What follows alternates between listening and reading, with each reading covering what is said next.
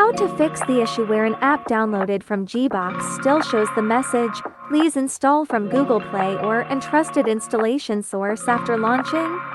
Please follow the steps below. 1. Install GBox 1.6.7.0 or later on your device. 2.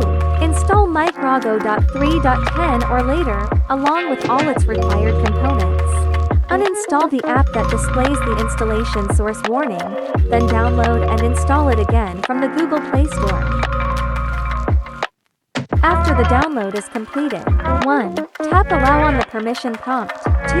Grant microG companion permission to install apps. 3. When the app installation screen appears, tap Continue installation. 4. Wait for the installation to complete.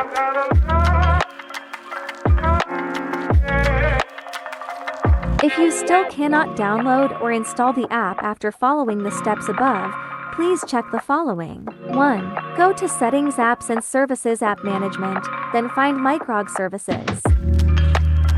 2. Open microG Settings Play Store Services. Tap the three-dot menu in the upper right corner Store Installation Settings. 3.